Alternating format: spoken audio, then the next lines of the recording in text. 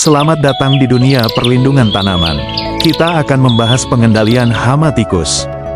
Di balik hamparan hijau sawah, ada musuh yang tak terlihat. Ia adalah tikus sawah Rattus argentifenter, kecil, licik, dan mematikan bagi hasil panen. Tapi hari ini, kita tidak hanya melihat masalah. Kita belajar cara melawan balik. Bersama petani, bersama alam.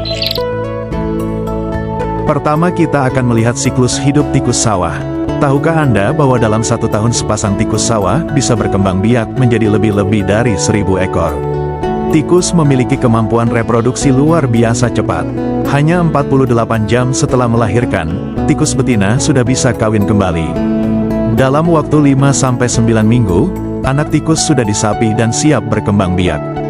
Jika tidak dikendalikan, 1 ekor tikus bisa berkembang menjadi 1000 ekor dalam 12 bulan. Saat malam mulai turun dan sawah sunyi dari aktivitas manusia, tikus dewasa keluar dari persembunyian. Mereka menyusuri pematang dengan lincah, bergerak cepat dan senyap. Di balik tumpukan jerami atau lubang tanah, mereka telah membangun sarang, tempat berkembang biak, menyimpan makanan, dan berlindung dari gangguan. Tikus dewasa tahu persis apa yang mereka cari. Benih di pesemaian jadi santapan pertama. Bibit muda yang baru ditanam pun tak luput dari serangan. Dengan gigitannya yang khas, mereka memotong batang tanaman miring 45 derajat, tanda yang mudah dikenali oleh petani berpengalaman. Pada video ini mari kita bekerja sama dalam pengendaliannya karena tikus sawah bukan sekadar hama. Mereka adalah musuh bersama yang harus dihadapi dengan strategi, bukan sekadar reaksi. Karena 1 ekor tikus bisa merusak hingga 50 batang padi dalam semalam. Bayangkan dampaknya jika dibiarkan. Pengendalian tikus bukan tugas 1 orang. Ini adalah gerakan bersama. Kita mulai dari hal sederhana, bersihkan pematang, buang semak, jangan beri tempat persembunyian. Lakukan tanam serempak, agar tikus tak punya celah.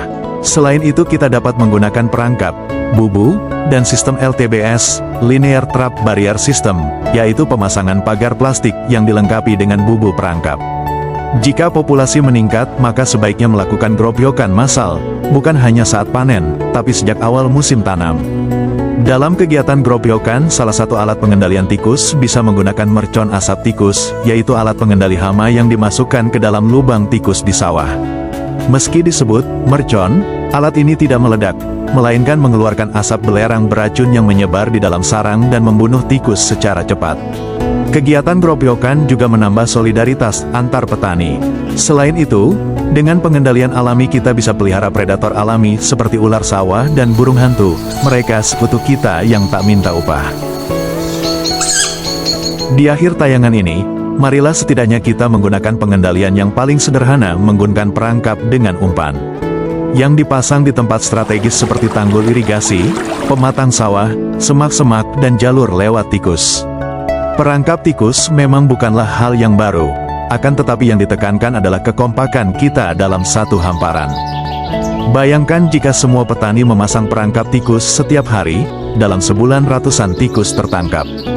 Dan dari tangan-tangan petani itulah lahir perubahan nyata dari 1 perangkap, 1 pagi, 1 tekad.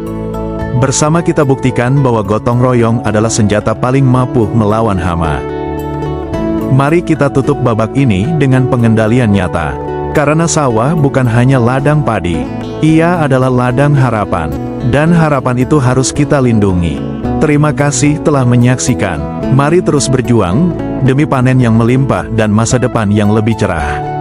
Salam perjuangan, salam perlindungan.